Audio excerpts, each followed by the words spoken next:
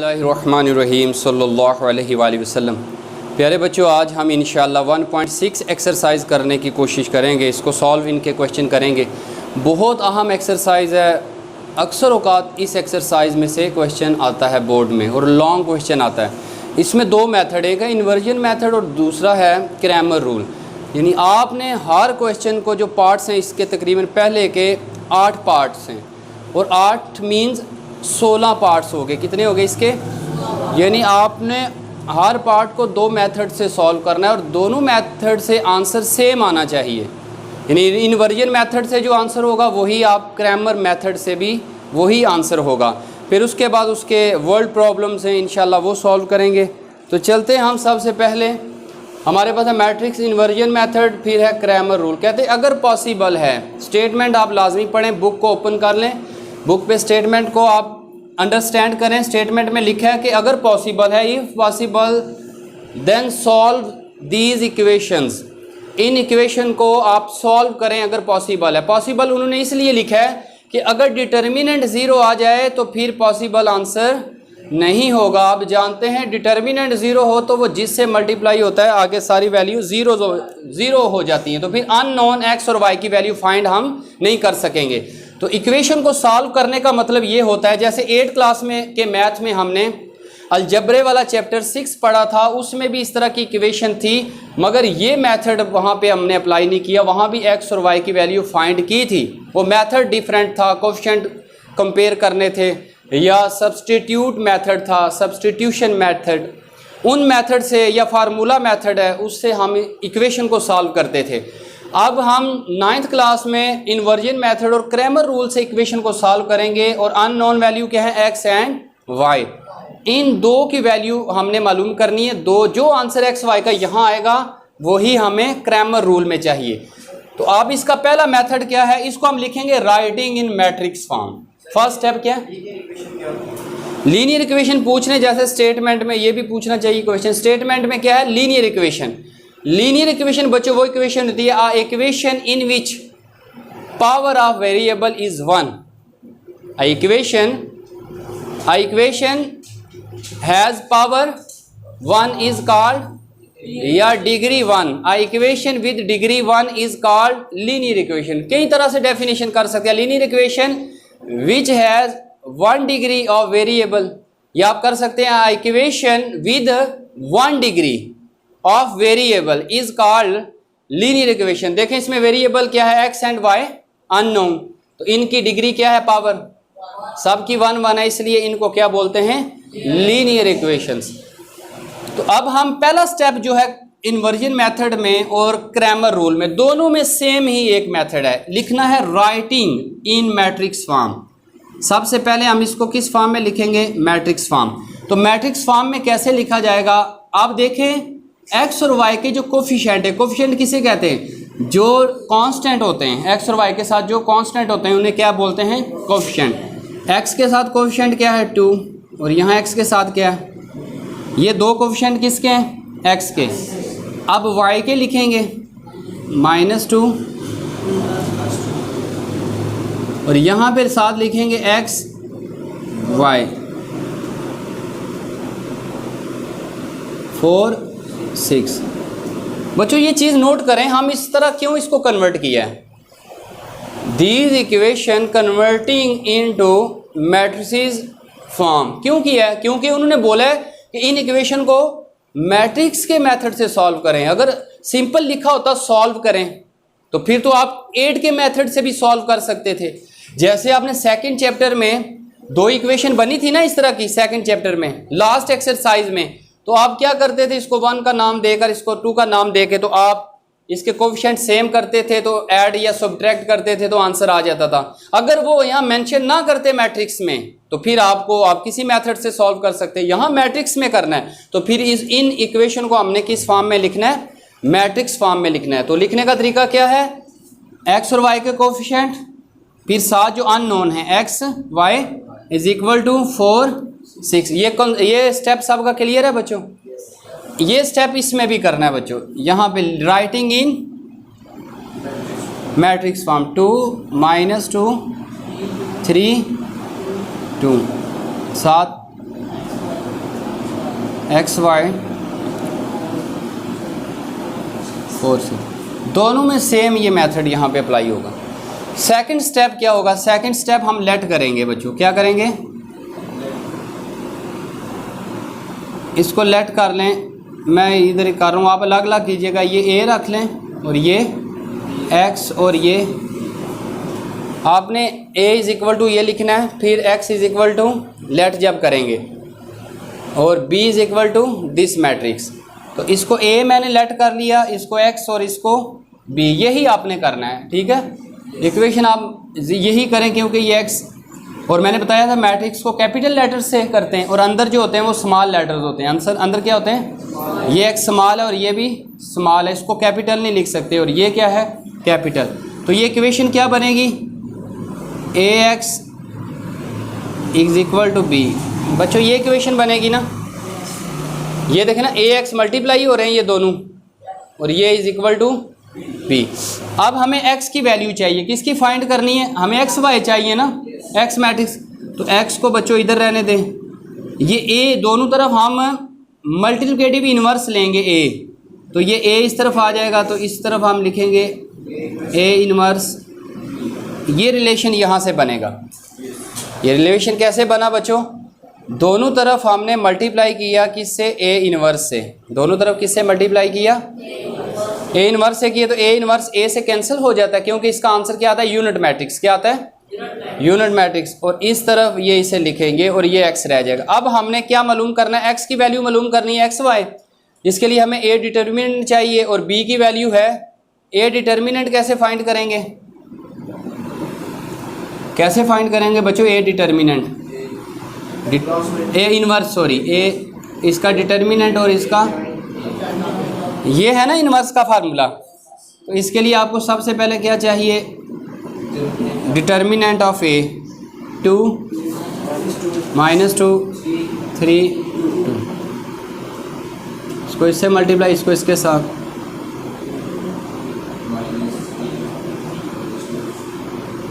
Four minus plus 6 क्या आ जाएगा? 10, और एडजॉइंट किसके बराबर आ जाएगा?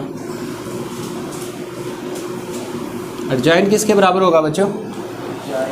2 ऊपर आ जाएगा, ये 2 प्लस 2 -3। अब फार्मूला ये वाला लिखेंगे, 10 2 -2 सॉरी -3। अब देखिए हमारे पास ये वैल्यू, अब हम इसको b से अभी मल्टीप्लाई ना करें बच्चों। ये पहले भी आपको मैंने बताया कि जो वैल्यू बाहर हो इसको अगर मल्टीप्लाई करेंगे तो ये फ्रैक्शन फॉर्म में आ जाएगी, यानी कोशेंट फॉर्म में। और जब कोशेंट फॉर्म में आ जाए तो मल्टीप्लाई करना मुश्किल होता है, आगे एलसीएम लेना पड़ता है। इसलिए इसको अभी आप बाहर रखें, पहले मल्टीप्लाई करें, उसके बाद आप 1/10 जो बाहर वैल्यू उससे मल्टीप्लाई करें। नहीं, ये रफ अमल तो नहीं हो सकता बेटा, ये तो हिस्सा है, ये फाइंड ही नहीं करेंगे। उसके बाद आपने ये करना है, और इसके बाद कौन सा करना है? ये वाला मेथड। पहले कहाँ तक करना है? यहाँ तक। फिर आपने ये करना है, उसके बाद आपने दोबारा ये मल्टीप्लाई करना है। ये इसके बाद वाला स्टेप होगा मल्टीप्लाई। तो ए इनवर्स की वैल्यू क्या? 1/10 2 ये आ जाएगी 2 -3, और साथ बी की वैल्यू 4 6। अब मल्टीप्लाई करें बच्चों डायरेक्ट, 2 को 4 से 8, फिर 2 को 6 से क्या आ जाए, फिर -3 को 4 से। अब नीचे रो है बच्चों, अब नीचे लिखेंगे, ये सामने नहीं लिखेंगे क्योंकि कॉलम ख़त्म हो चुका है। -3 को 4 से, -12, 2 को 6 से,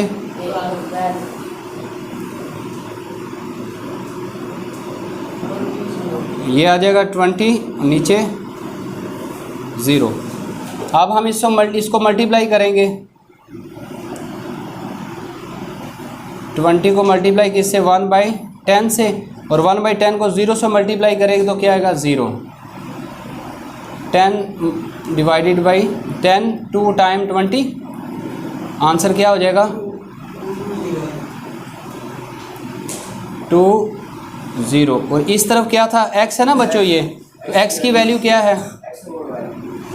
x ओवर नहीं, xy। क्या लिखेंगे? xy।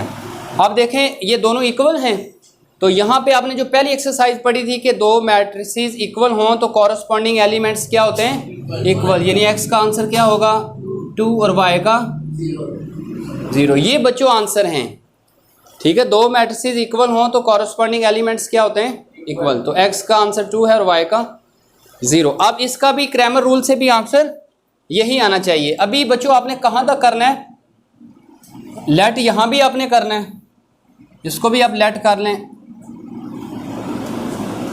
ए और ये एक्स और ये बी। अभी हमने क्या फाइंड करना है, इसमें ये वाला रिलेशन नहीं है, इसमें आप डिटर्मिनेंट पहले फाइंड करें। ए का डिटर्मिनेंट, इसको इससे मल्टीप्लाई, इसको इसके साथ, तो ये क्या आ जाएगा 2 × 2, फिर 3 × -2, तो ये आ जाएगा 4 10। अब हम निकालेंगे क्रैमर रूल के, देखें फार्मूले यहाँ लिख लें, और ये सवाल का हिस्सा है, ये इसके नीचे स्टेप आएंगे। जब आपने x का आंसर निकालना है तो फार्मूला होगा डिटर्मिनेंट ऑफ ax और डिटर्मिनेंट ऑफ a। ये x का फार्मूला है, x की वैल्यू निकालनी है ना अननोन, और y की जब आप वैल्यू फाइंड करेंगे तो इसका फार्मूला होगा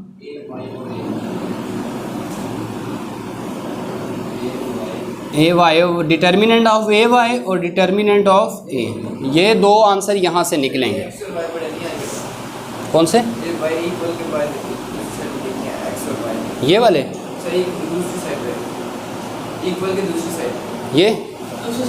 ये वाला नहीं, ये स्मॉल है, क्योंकि ये आपने अननोन वैल्यू क्या है, स्मॉल है ना, ये कैपिटल नहीं, ये तो मैट्रिक्स को नहीं रिप्रेजेंट कर रहे, ये मैट्रिक्स नहीं है, ये एंट्रीज हैं। ये क्या है, ये एंट्रीज मालूम कर रहे हैं ना बच्चों आप, एक्स वाई। तो ये एंट्री जो होती हैं ये स्मॉल होती हैं, और जो जिससे रिप्रेजेंट मैट्रिक्स को किया जाता है वो क्या होता है, कैपिटल लेटर। तो ये कैपिटल नहीं है। अभी आपने क्या निकालना है बच्चों, और डिटर्मिनेंट ऑफ ए एक्स निकालना है, डिटर्मिनेंट ऑफ, फिर डिटर्मिनेंट ऑफ ए वाई। ए भी, ए डिटर्मिनेंट फाइंड हो गया, ए डिटर्मिनेंट। अब डिटर्मिनेंट ए एक्स चाहिए और डिटर्मिनेंट ए वाई। डिटर्मिनेंट ए एक्स क्या है, ये आप डेफिनेशन इसकी क्या है, इसकी डेफिनेशन है एक्स के एलिमेंट छोड़ेंगे कोफिशिएंट और उसकी जगह पे बी के लिखेंगे, बी सेट, बी मैट्रिक्स जो है वो लिखेंगे। क्या करेंगे, जब हम ए एक्स फाइंड करेंगे तो एक्स के कोफिशिएंट छोड़ेंगे, और जब हम ए वाई मालूम करेंगे तो फिर किसके छोड़ेंगे, वाई के, और उसकी जगह कौन से लिखेंगे, बी के। फिर दोबारा सुन लें, जब ए एक्स फाइंड करना होगा तो एक्स के कोफिशिएंट छोड़ के किसके लिखेंगे, बी के, और जब ए वाई फाइंड करना होगा तो वाई के छोड़कर उसकी जगह कौन से लिखेंगे, बी के। अब देखिए हमने 2 3 छोड़ के यहाँ पे क्या लिखना है, 4 6, और वाई के एज इट लिखेंगे -2 2। तो आप मल्टीप्लाई कर लें इसको इसके साथ। डिटर्मिनेंट को ओपन करने का तरीका हमें आता है, 4 × 2 -6 × -2, तो ये आंसर आएगा 8 + 12, तो क्या आ गया ये 20।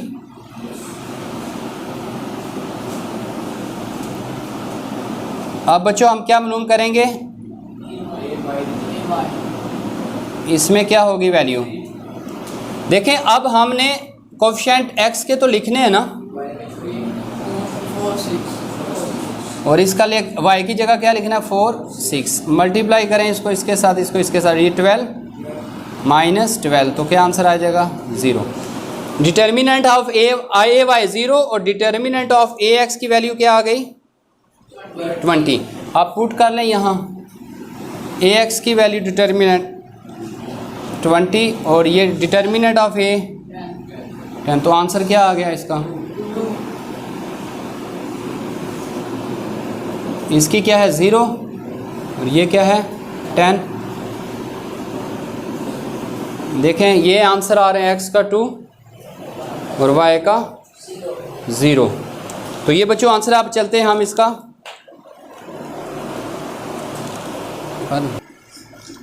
बच्चों। अब मैं इसके जो पहला हमने पार्ट इसका किया कि इन्वर्जन मेथड से और क्रैमर से, अब हम यहाँ पे ये 3 क्वेश्चन इसके पार्ट्स ले रहे हैं। क्यों लिए, बच्चों को यहाँ प्रॉब्लम आती है, यहाँ 2 माइनस हैं, साइन का प्रॉब्लम आ जाता है बच्चों को। और यहाँ कोफिशिएंट के साथ माइनस है, यहाँ भी कोफिशिएंट के साथ माइनस है। तो बाज़ बच्चे जब इसको मैट्रिक्स फॉर्म में लिखते हैं तो ये साथ माइनस वो नहीं लगाते, ये भूल जाते हैं या कॉन्सेप्ट क्लियर नहीं होता, फिर सारा इसका क्वेश्चन जो है ये रॉन्ग हो जाता है। और ये मैंने क्यों लिया, ये मैंने इसलिए लिया कि इसका सोल्यूशन डज़ नॉट एग्जिस्ट, इसका सोल्यूशन एग्जिस्ट नहीं करता।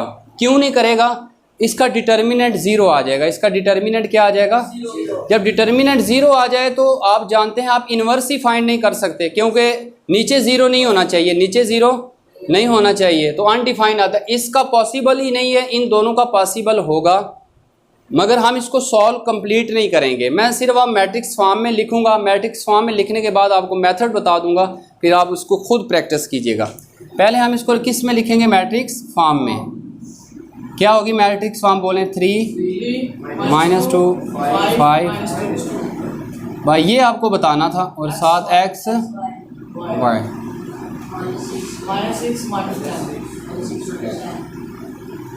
ये क्या होगा, लेट ax b, तो इक्वेशन क्या बन जाएगी, ax b।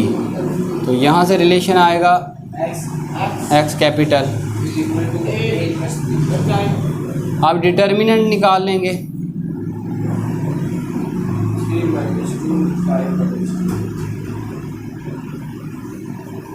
इसको इसके साथ ये -6, तो ये माइनस फार्मूले का लगाया था, +10 क्या आ जाएगा 4। तो बच्चों ये इस तरह का आगे आप सॉल्व कर लेंगे। आगे क्या आपने फाइंड करना है, एडजॉइंट ऑफ ए, ये तो हो गया इन्वर्जन मेथड में, एडजॉइंट ए करना है और उसके बाद किससे मल्टीप्लाई करेंगे, हाँ डिटर्मिनेंट निकाल लिया ना, एडजॉइंट फिर इन्वर्स यही है, फिर उसके बाद इन्वर्स निकालेंगे, एडजॉइंट ए, फिर उसके बाद क्या निकालेंगे, ए इन्वर्स, ठीक है जो भी होगा, यानी कि determinant of A adjoint of A. फिर आप क्या निकालेंगे, मल्टीप्लाई करेंगे ए इन्वर्स को बी के साथ। ये तो हो गया कौन सा, इन्वर्जन मेथड। और क्रैमर रूल में जस्ट आपने क्या करना है, ए तो आपने निकाल लिया ना, आपने क्या निकालना है, determinant of A x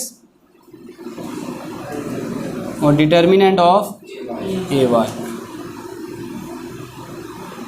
Cramer का आपने इतना पोर्शन अलग निकालना है, बाकी वही पोर्शन होगा, ठीक है इतना।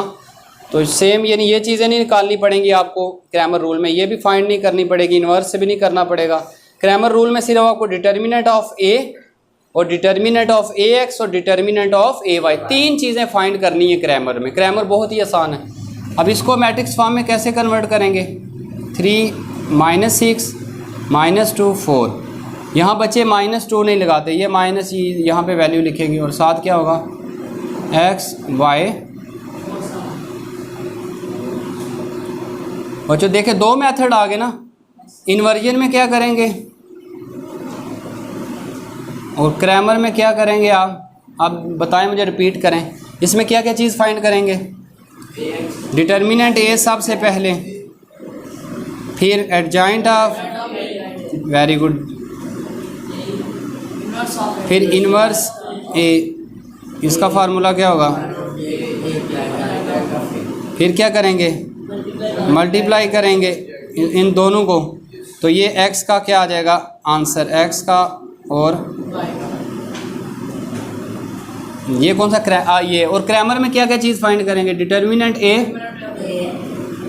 और डिटर्मिनेंट ऑफ ए एक्स और डिटर्मिनेंट ऑफ, और फिर आंसर क्या आ जाएंगे, x, ये x होगा और ये इसका आंसर x होगा और इसका आंसर y होगा। किसमें 12+, इसमें बच्चों हाँ इसमें डिटर्मिनेंट क्या आता है, 0 आता है, इसमें भी 0 आता है, उसमें नहीं आता, इसमें आता है 0 बच्चों। इसमें क्या आता है, या 5 6, इसमें बच्चों 0 आता है, इसको देख लें, इसको देखें, डिटर्मिनेंट इसको करें, पहले क्या करेंगे, लेट, इसको पूरा कर लें, इसको क्या करेंगे आप उसी तरह लेट करेंगे, ये ए है,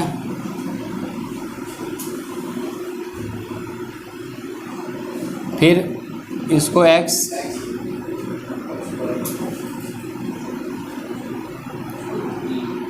एंड b के 4 7। अब हम डिटर्मिनेंट फाइंड करेंगे। ये मैं कंप्लीट क्वेश्चन कर रहा हूँ, इसी तरह आपने अगर पेपर में ये आता है तो आपने इसी तरह सॉल्व करना है इसको इसके साथ।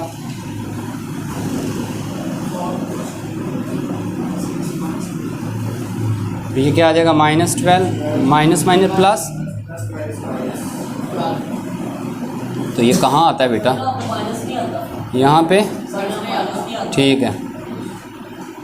क्या आ जाएगा बेटा? ये 0। डिटर्मिनेंट अगर 0 आ जाए तो ये क्या लिखना है? Solution does not exist, solution does not exist. ठीक है बच्चों, ये लिखना है। क्लियर है? ये आपने लिखना है सॉल्यूशन इम्पॉसिबल, सॉल्यूशन इम्पॉसिबल। तो ये क्यों इम्पॉसिबल है? इस वजह से है कि आप देखें इन्वर्स ही फाइंड नहीं कर सकते इसका। आप इन्वर्स, अब आप डिटर्मिनेंट नीचे ए 0 आ जाए तो नीचे जब वैल्यू 0 आए, any number divided by 0 answer undefined.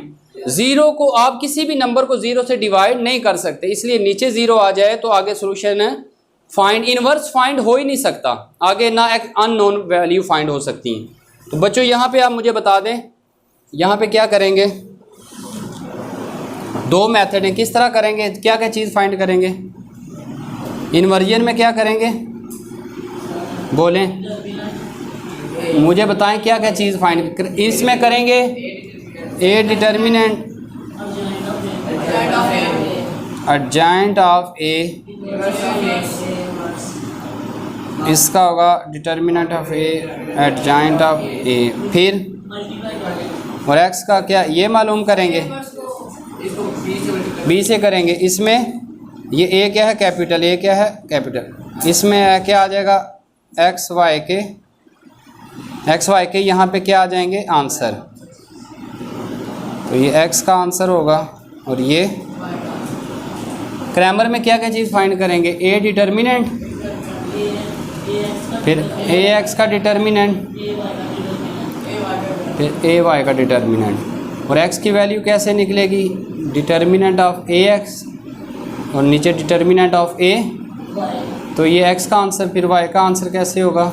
Determinant of A y. ये किसका आंसर होगा? वाई का। बच्चों अब हम इसका 2 3 4 5 6 वर्ड प्रॉब्लम, इसको क्या कहते हैं? Words problem. यानी अब इबारतें दी हुई हैं, आपने इनको कन्वर्ट करना है इक्वेशंस में। किस में कन्वर्ट करना है? और बच्चों को इसमें बहुत डिफ़िकल्टी आती है, बहुत मुश्किल पेश आती है। स्टेटमेंट पहली तो बात वो समझ नहीं पाते, अगर समझ भी लें तो इक्वेशंस में कन्वर्ट नहीं कर सकते। फिर वो क्या करते हैं? हेल्पिंग बुक से वो मदद लेते हैं, की बुक को तलाश करते हैं, नोट्स तलाश करते हैं, बस उधर से ही वो इक्वेशन को याद कर लेते हैं। और जब एग्ज़ाम की बारी होती है तो वो रट्टा जो लगाया होता है उधर भूल जाता है कि यहाँ पे माइनस लगाना है, एक्स किस तरफ लगाना है। तो तमाम क्वेश्चन 4 नंबर का गलत करके आ जाते हैं और उसकी वजह से उनके जो नंबर टोटल हैं उसमें फ़र्क आता है 4-5 नंबर का। फिर पछताते हैं, काश इस क्वेश्चन को हम अच्छी तरह समझ लेते। तो इसलिए अब इनको इक्वेशन बनाना सीख लें, आगे से जो तरीक़ाकार है वो आपको आता है। इनको आपने 2 मेथड से करना है, जो 2 3 4 5 6 हैं इनको सबको इन्वर्जन मेथड से भी। यानी ये टोटल कितने क्वेश्चन हो गए? 10। ये कितने हैं? क्योंकि इस पे भी 2 मेथड अप्लाई होंगे, इस पे भी 2, इस पे भी 2, इस पे, इन पे मैं कह रहा हूँ, इन पे। यानी 1 2 3 4 5 है ना, 10 हुए ना बेटा। 2 इस पे, 2 इस पे, 4 6 8 और 10, ये 10 हो गए। क्वेश्चन 5 हैं। क्वेश्चन कितने? 5। तो अब हम देखें इसकी इक्वेशन। तमाम बच्चे अपनी बुक्स को सामने रखें, अगर आप समझना चाहते हैं इक्वेशन को, आपको प्रॉब्लम ना आए। बुक्स देखें, लिखा है the length of a rectangle. मैं यहाँ पे आपको बनाने की ज़रूरत नहीं है, मैं आपको समझाने के लिए रेक्टेंगल ड्रा कर लेता हूँ। रेक्टेंगल किसे कहते हैं? जिसकी कॉरस्पॉन्डिंग साइड्स इक्वल हों। कॉरस्पॉन्डिंग साइड्स, ये वाली साइड इसके इक्वल हो और ये साइड इसके इक्वल। यानी इसमें ब्रेथ जो है ये बराबर हो इसके और लेंथ के बराबर हो, आमने सामने वाली साइड्स बराबर हो, इसको क्या बोलते हैं? रेक्टेंगल। इसको क्या बोलते हैं? रेक्टेंगल। अब वो कहते हैं the length of rectangle, rectangle की लेंथ किसके बराबर है? इज 4 टाइम्स, इज, आप देखें बुक पे देखें, इज 4 टाइम इट्स विड्थ, इसकी विड्थ से कितनी ज्यादा लेंथ है? 4 टाइम। मैथ में टाइम्स का मतलब मल्टीप्लाई होता है। क्या मतलब होता है? यानी 4 मल्टीप्लाई हो रहा है किसके साथ? विड्थ के साथ। और इज का मतलब क्या है मैथ में? इक्वल। इज का मतलब क्या है? याद रखें जहां इज आएगा वर्ड प्रॉब्लम में वहां इसका मतलब क्या है? इक्वल है ये। अब length of rectangle is 4 time it's width. अब वो कहते हैं 4 टाइम, जो लेंथ है ना इसकी रेक्टेंगल की वो 4 टाइम है, किससे? इट्स विड्थ, इसकी विड्थ से। तो सबसे पहले हमें लेट करना पड़ेगी विड्थ। क्या लेट करनी पड़ेगी? जैसे मैं कहता हूं मैं आपसे बेटा 4 गुना बड़ा हूं, 4 टाइम्स आपसे मेरी उम्र ज्यादा है, तो मुझे पहले आपकी उम्र का पता होना चाहिए, तब मैं आपकी उम्र को 4 से मल्टीप्लाई करूंगा तो मेरी एज निकलेगी ना। फॉर एग्जाम्पल आपकी 14 ईयर है तो मेरी कितनी होगी? 4 से मल्टीप्लाई करना होगा। मेरी बात समझ रहे हैं? तो अब लेट हम पहले लेंथ को नहीं करेंगे, किसको करेंगे? Very good. लेट विड्थ इसकी क्या रख लेते हैं? x। तो ये लेंथ है, इसकी विड्थ ये x और ये भी क्या हो गई? x, और इसको बोलेंगे लेंथ। अब लेंथ क्या होगी बच्चों बताएं?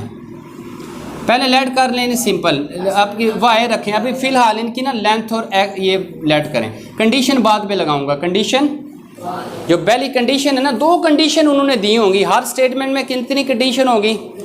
2 कंडीशंस होंगी। क्यों 2 कंडीशन होंगी? इस वजह से कि 2 इक्वेशन बने, इसलिए कि 2। अब हमने 2 इक्वेशन बनानी है स्टेटमेंट से, तभी हम इसको क्रैमर रूल से, इन्वर्जन मेथड से सॉल्व कर सकते हैं। तो पहले आपने विड्थ को y क्यों नहीं रखा?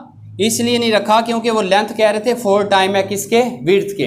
तो इसलिए विड्थ का हमें पहले मालूम होगा तो लेंथ मालूम कर सकते हैं, इसलिए हमने पहले इसको x रखा है, इसको आप x ना रखिएगा। अब फर्स्ट कंडीशन लिखना है, according to first condition by first given condition, या लिख लें according to the first condition, according to the के मुताबिक। पहली इक्वेशन क्या बनेगी देखें आप बच्चों बुक पे लिखा है लेंथ, ये देखें लेंथ इज, इसका मतलब क्या बताया था? कहते हैं लेंथ इज का मतलब इक्वल, लेंथ क्या है? y, यानी लेंथ इज 4 टाइम, 4 लिखें, टाइम का मतलब क्या होता है? मल्टीप्लाई, किसके 4 है? विड्थ के, ये x। ये समझ आ गई इक्वेशन की बच्चों? ये रिलेशन कैसे आया सबको समझ आ गई रिलेशन की? अब हम इसको, आपको पता है इक्वेशन बनाएंगे तो ये y को किस तरफ ले जाएंगे? इस तरफ। तो ये इधर क्या बचेगा? 0, और ये आएगा 4x माइनस y। तो आप तरतीब से इस तरफ लिख लें जैसे आपने पहले पढ़े हैं, तो ये ऐसे लिख लें, इसको ऐसे भी लिख सकते हैं। ये वैल्यू प्लस है, उधर जाकर क्या होगी? माइनस। इसको इक्वेशन नंबर क्या कहेंगे? 1। ये इक्वेशन 1 है। सेकंड कैसे निकलेगी? सेकंड कह रहे हैं the perimeter of the rectangle is 150। Perimeter किसे कहते हैं? ये बच्चों पेरीमीटर है। ये क्या है? पेरीमीटर होता है the sum of all sides, the sum of, ये डेफिनेशन है perimeter, is called the sum of all side of any solid figure, of any solid, कोई भी फिगर है, स्क्वायर है या रेक्टेंगल है, कोई भी फिगर है उसके सम कर दें तो। अब वो कहते हैं पेरीमीटर किसके बराबर है?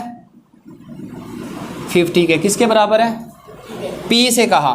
और पेरीमीटर P किसके बराबर होगा? उन्होंने ये गिवन दिया, P बराबर होगा, तमाम साइड को प्लस करें, x, अच्छा 150। तो पेरीमीटर कैसे फाइंड होगा? इस फिगर से तमाम साइड को बच्चों क्या कर देना है? प्लस। तो ये कितना है? 150। इसको इधर लिख लें आप, ये आ गया 2x और 2y। 1 P क्या है? 150। तो इसको इधर 2x इधर लिख लें प्लस 2y, ये किसके बराबर आएगा? 1। इसको इक्वेशन क्या कहेंगे? तो बच्चों ये 2 इक्वेशन आ गई। अब आपने इसको किससे करना है? इन्वर्जन मेथड से और क्रैमर रूल से। उसी मेथड से जो आपने पीछे क्वेश्चन समझा, उसी आप मेथड से स्टेप्स अप्लाई करते हुए आप क्रैमर रूल से और इमर्जन मेथड से, क्योंकि हमें 2 इक्वेशन चाहिए थी। क्लियर है? कोई पूछना तो नहीं चाहता इसमें वर्ल्ड प्रॉब्लम में, किसी को सबको इक्वेशन बनाने की समझ आ गई इसमें। अब 3 क्वेश्चन देख लें इसकी स्टेटमेंट। 2 साइड ऑफ रेक्टेंगल, ये भी क्या है? रेक्टेंगल बच्चों, क्या है ये? रेक्टेंगल में 2 साइड्स क्या हैं? कहते हैं 2 side of rectangle differ by 3.5। Differ का मतलब मैथ में होता है माइनस। क्या होता है? कहते हैं 2 साइड्स का डिफर 3.5 है, यानी x minus 5 x minus y is equal to किसके है? 3.5। बाई का मतलब भी इक्वल है, बाई का मतलब भी यहाँ इक्वल है। तो हम इसको रख लेते हैं वन साइड, लेट कर लेते हैं, let first side of rectangle क्या है? x। सेकंड साइड को हम क्या रख लेते हैं? फॉर एग्जांपल ये फर्स्ट साइड है x और ये y है लेंथ। तो अब हमारे पास first side x, second side ये। फर्स्ट गिवन कंडीशन क्या है? फर्स्ट गिवन कंडीशन क्या है बच्चों? कह रहे हैं दोनों का डिफरेंस, डिफर, दोनों का डिफर। बाय का मतलब इक्वल, डिफर का मतलब है माइनस। दोनों का डिफर कितना है? 3. ये इक्वेशन क्या हो गई? 1। फिर कहते हैं इनका डायमेंशन, पेरीमीटर, डायमेंशन मालूम करें। डायमेंशन का मतलब क्या है बच्चों? Find dimension, size. क्या मतलब है? यानी अननोन x और y की वैल्यू मालूम करें। और पेरीमीटर कितना दिया हुआ है? 67। तो हम वी नो दैट पेरीमीटर क्या होता है? Sum of all side. We know that the perimeter of rectangle x plus y plus, तमाम साइड को प्लस करें। p कितना? 67 और ये 2x, x और x को ऐड करें 2x, y ऐड करें 2y। तो ये आएगा 2x plus 2y is equal to 60।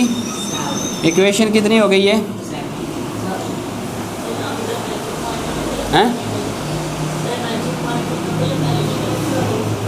क्या हम कह रहे हैं?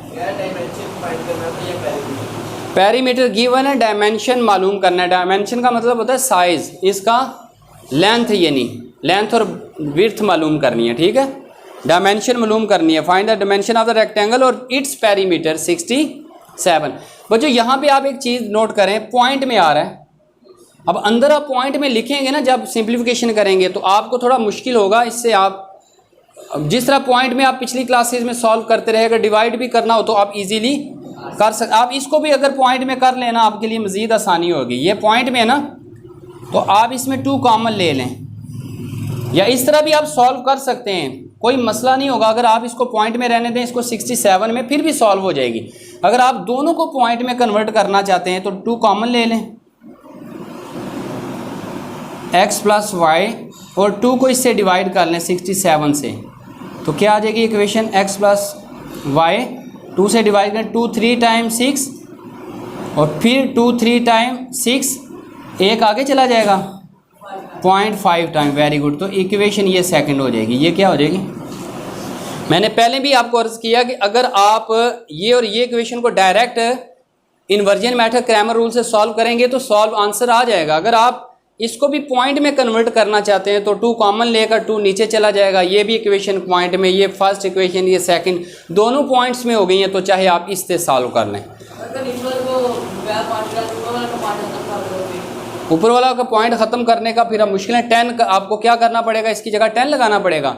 वो 10 इससे भी मल्टीप्लाई होगा, इससे भी वो 10x हो जाएगा। अगर आप इसको सॉल्व करना चाहते हैं, फॉर एग्जांपल ये देखें, तो ये कंडीशन क्या बनेगी? x माइनस वाई 3.5 है ना, तो इसके नीचे क्या होगा पॉइंट ख़त्म करके? 10। तो ये 10 दोनों तरफ से मल्टीप्लाई होगा। इक्वेशन क्या बनेगी? 10x minus 10y is equal to 35। इस तरह कर लें, फिर ये बन जाएगी और ये इक्वेशन बन जाएगी। शुरू से पॉइंट ख़त्म कर लें। समझ आ गई पॉइंट ख़त्म करने का, पॉइंट लाने का तरीका भी और पॉइंट ख़त्म करने का। आप अगर ये इक्वेशन बना लेंगे तो फिर भी आंसर आ जाएगा। क्लियर है? ये आपकी मर्ज़ी है इसमें। आप क्वेश्चन नंबर 4 है, देखें इसकी statement. The third angle of isosceles triangle. Isosceles triangle किसे कहते हैं? वो triangle in which 2 sides are equal is called isosceles triangle. Isosceles triangle किसे कहते हैं? A triangle in which 2 sides are equal is called isosceles triangle. Isosceles triangle मैं यहाँ पे ड्रा करने की कोशिश करता हूँ, ये देख लें, ये है। इसमें कौन सी साइड इक्वल है? ये दो साइड अपनी तरफ से बना लिए, दो साइड्स होनी चाहिए। ट्राइंगल में कितनी साइड्स होती हैं? 3। तो यहाँ पे आइसोसेलेस ट्राइंगल में 2 साइड्स इक्वल होती हैं। कोई आइसोसेल्स भी कहता है, मगर डिक्शनरी में इसका प्रोनाउंस क्या है?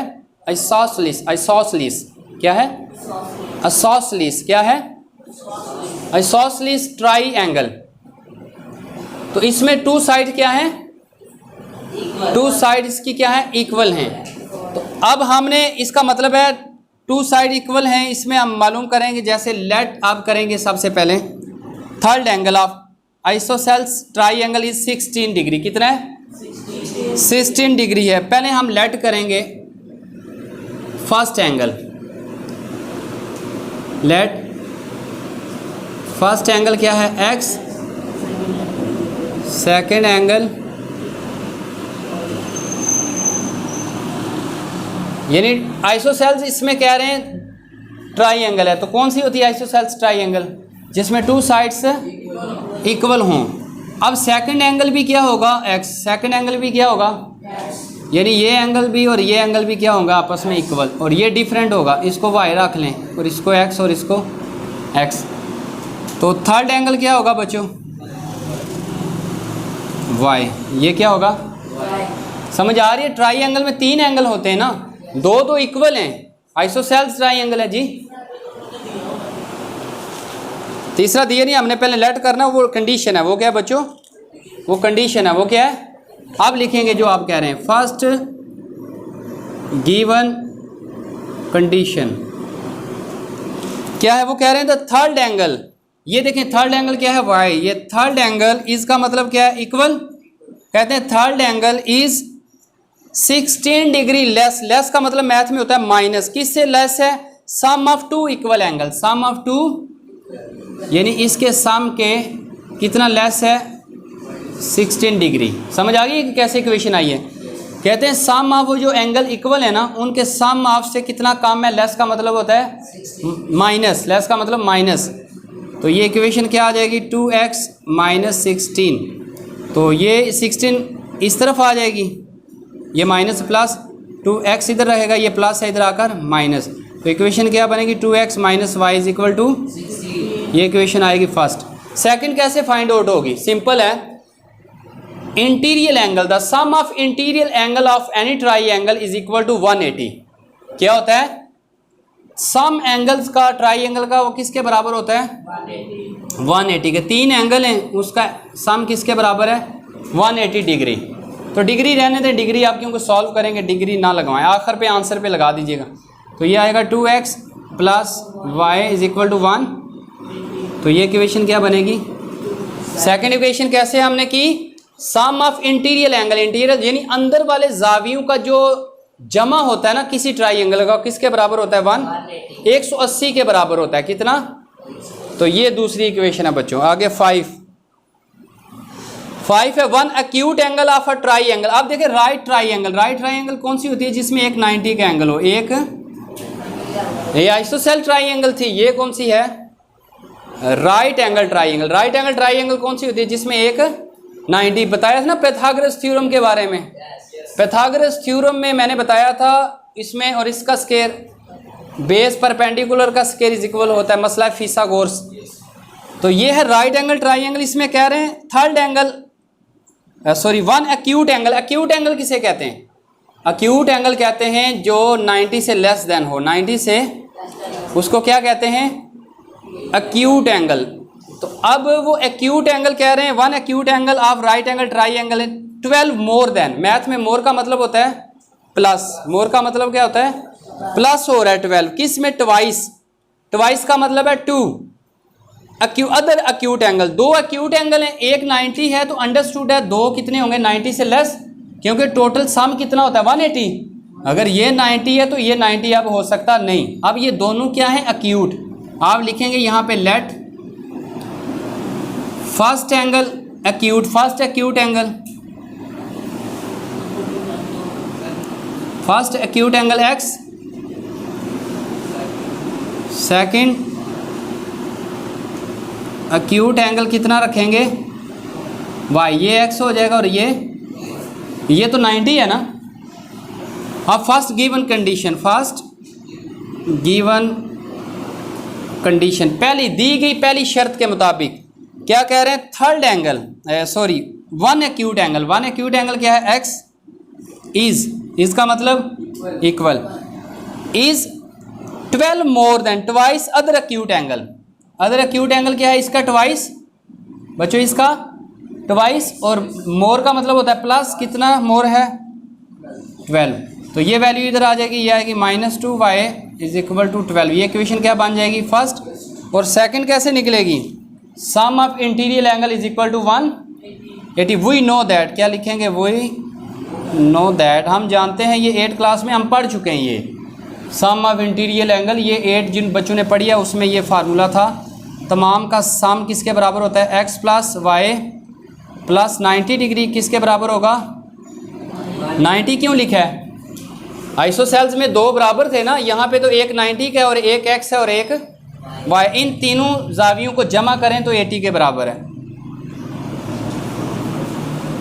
ये -90 डिग्री x प्लस वाई,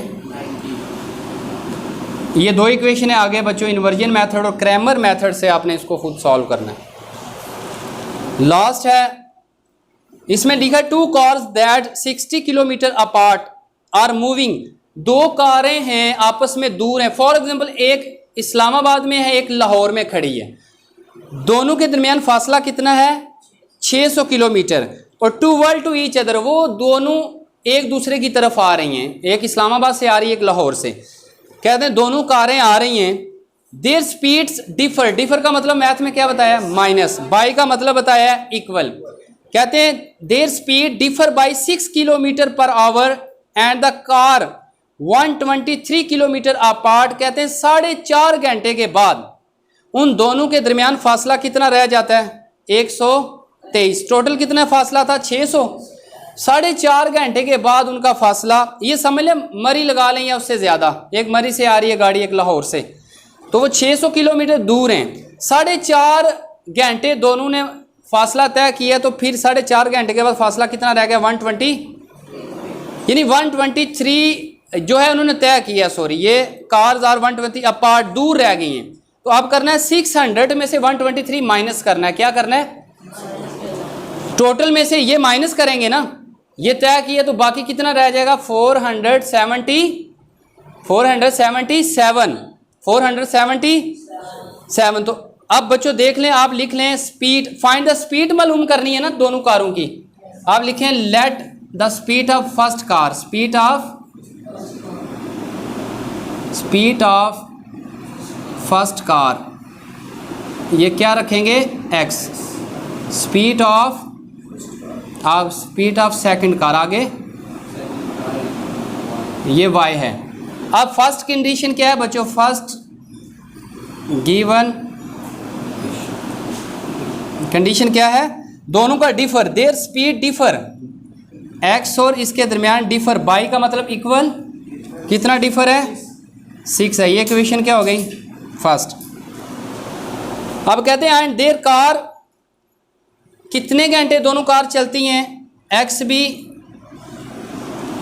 4.5, यानी आप इसको कंपाउंड को आप कन्वर्ट कर लें, ये आ जाएगा 9/2x प्लस 9/2x। ये कितना फासला तय करेंगे 600 में से माइनस करेंगे 123, कितना माइनस करेंगे, कहते हैं इसने भी दोनों को ऐड करेंगे ना बच्चों, कितना फासला तय किया है इसका 4.5 घंटे में फासला, 4.5 घंटे का मतलब क्या होता है 9/2, यानी ये थी ना वैल्यू बच्चों, इसका आ गया 9/2। तो इन दोनों को ऐड करें और 600 टोटल डिस्टेंस से कितना निकालना है 123, ये जो तय किया है, तो बाकी कितना रह गया, ये कितना आ जाएगा 477, y आएगा, क्या आएगा ये बच्चों, ये क्या आएगा y, दूसरी की स्पीड क्या है y है। अब इसमें देखें फ्रैक्शन में आ रहा है तो आप कॉमन ले लें, यहाँ से भी सॉल्व हो जाती है, ये सेकंड इक्वेशन है, मगर इसमें से आप कॉमन ले लें, x plus y 477 x plus y, और ये 9/2 है तो उधर जाकर ये वैल्यू चेंज हो जाएगी। कैसे होगी? ये 9 मल्टीप्लाई हो रही है डिवाइड, और 2 जाकर मल्टीप्लाई, ये हो जाए 9 5 टाइम 45, 2 कैरी 27, 9 3 टाइम। तो इक्वेशन सेकंड क्या आ जाएगी? 53 मल्टीप्लाई 2 106। तो इक्वेशन क्या आ गई? तो बच्चों इसको आपने क्रैमर रूल इन्वर्जन मेथड से सॉल्व करना है। तो बच्चों ये इसकी वर्ल्ड प्रॉब्लम थी जो मैंने इक्वेशन में कन्वर्ट की। अल्हम्दुलिल्लाह हमारी ये एक्सरसाइज कंप्लीट हुई। उम्मीद करता हूँ आपको इसकी समझ आ चुकी होगी। अस्सलाम वालेकुम रहमतुल्लाहि व बरकातुहू।